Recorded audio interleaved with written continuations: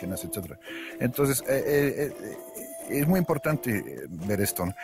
Obviamente es un tipo muy inteligente, supera, ¿no? Sus orígenes muy humildes, ¿no?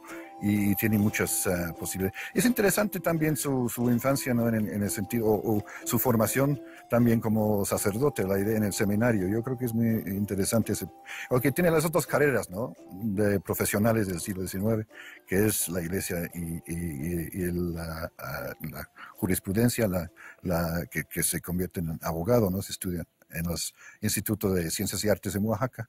También es una parte muy fundamental en esto. Entonces, o sea, como figura, siempre el problema con Juárez es siempre se convierte en cualquier momento de su vida, se convierte en símbolo, se convierte en mito. Ese es el problema muy grave para mí con Juárez, para entender lo que representa, porque representa para lo que la imagen de Juárez que se convierte en el siglo XX llega a ser como un representante de los derechos de los indígenas y además un representante también de las luchas anticoloniales. Entonces, todo eso son creaciones, ¿no? Aportaciones que no tienen mucho que ver con el entorno de donde vivía él. Hay muchos momento. Juárez, pues. Hay muchísimos Juárez. Silvestre, siguiendo esto de las corporaciones y el tema central de mediados del siglo XIX, cómo hacerle frente un Estado liberal a una herencia corporativa, Juárez, dice Paul, es, por un lado, estudiante en un seminario, parte tradicional de la iglesia. Por otro, abogado.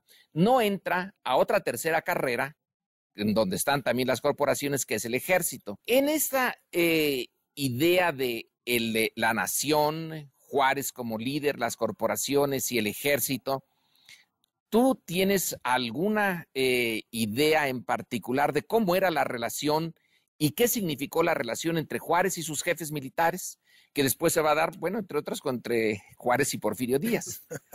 Mira, eso es un tema fundamental. Juárez siempre vio con sospecha, siempre vio, esa es la idea, dijéramos, al militar.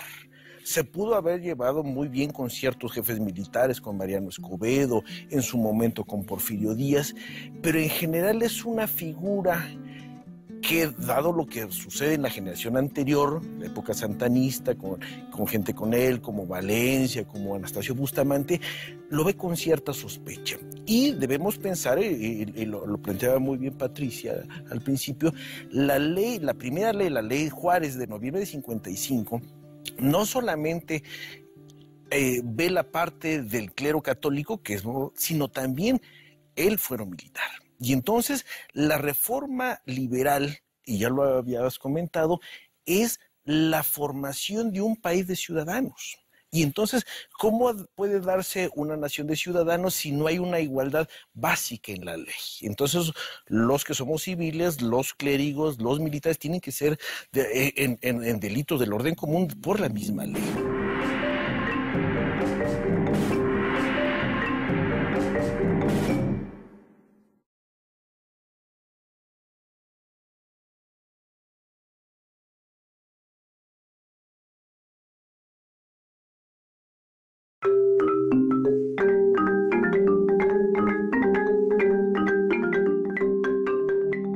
La reforma liberal, y ya lo habías comentado, es la formación de un país de ciudadanos. Y entonces, ¿cómo puede darse una nación de ciudadanos si no hay una igualdad básica en la ley? Entonces, los que somos civiles, los clérigos, los militares, tienen que ser en delitos del orden común por la misma ley. Y eso forma parte también de las consecuencias que se dan en la ley de desamortización, pero también formar una conciencia ciudadana cuando hablamos, por ejemplo, del registro civil o de la secularización de cementerios. Y entonces vemos cómo en esas partes muy concretas de lo cotidiano de esa gente común, que es donde se va a enterrar a una persona, también lo podemos ver en el caso del ejército, ¿no? El ejército no es el ejército profesional. Juárez tiene un montón de rupturas. Se pelea prácticamente con todo mundo, ¿no? Y pensemos en el caso de algunos militares, Patoni, por ejemplo, el caso de José López Uraga también, general. Entonces, es una relación conflictiva, pero tiene que basarse en ellos. Pensemos en un momento dado con Vidaurri. Acordemos que al final, bueno, Vidaurri va a acabar en el paredón, pero al principio tiene que apoyarse en él porque Vidaurri es militar, bueno, es un militar hecho, es gobernador, es cacique regional, controla las aduanas y entonces ese presidente tiene en su relación con los militares, bueno, pues que vérselas con gente muy poderosa, ¿no? Entonces, de alguna manera estaría yo viendo, sería una de las lecturas. No es un ejército profesional, salvo a medias. No hay tiempo, porque el ejército realmente no existió en la época colonial, es hasta el final de la época colonial que surge, y este ejército mexicano, que el que no puede enfrentarse a Estados Unidos, sigue siendo un ejército muy peculiar, ¿no, Patricia? Sí, ciertamente, pero hay quienes son militares, estudiaron la carrera militar, Como tienen Miramón, esta vocación, exactamente. Y sí, Juárez tiene desconfianza a los militares, yo creo que con justificada razón. Hay que recordar que a su generación le tocó vivir las veleidades de Santa Anna, la invasión de Estados Unidos y la pérdida de más de la mitad del territorio nacional, que fue una sacudida terrible para los que tuvieron conciencia de lo que se estaba viviendo. Y entonces tiene una desconfianza absoluta de los militares y por eso es que en su momento va a proponer que se acabe desde luego el fuero militar, pero que lo que se conserve sea decidido por la Suprema Corte de Justicia de la Nación. O sea, que si un militar comete un delito del orden común, no sería juzgado por los militares.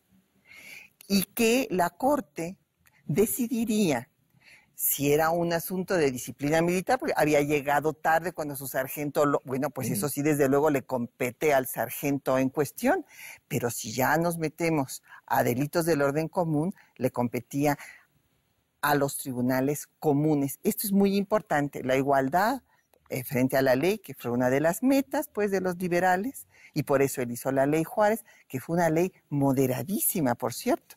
Y ya que nos metemos a este tema del ejército, hay algo fundamental en Juárez y quiero empezar esta parte con Silvestre, haciéndole la pregunta y pidiéndole que nos introduzca en el tema. El ejército mexicano como defensa de la soberanía. Juárez es visto como uno de los pilares, un defensor de la soberanía, algo realmente serio, en particular en su relación con los conservadores y el apoyo europeo que tuvieron. Pero Juárez también tuvo apoyo norteamericano, y los norteamericanos ya eran desde entonces un problemón para nosotros. ¿Cómo juzgarías tú a Juárez en esta relación con las potencias imperiales, las tradicionales, las europeas, y la que estaba surgiendo a una velocidad fantástica, que son los Estados Unidos? Bien, esa es otra cuestión.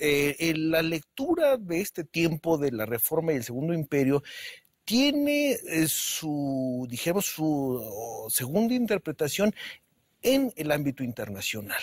O sea, nosotros hablamos del pleito entre liberales y conservadores, los jefes militares, los obispos, perfecto, pero debemos comprender que México, y sobre todo en la época de 1860, está inmerso dentro de un mundo donde se mueven esas potencias, Inglaterra, Francia, los Estados Unidos, fundamentalmente España también, que tienen una serie de intereses. Y los intereses lo mismo pueden ser territoriales, establecer un protectorado, rehacer una colonia, que tienen una serie de intereses económicos.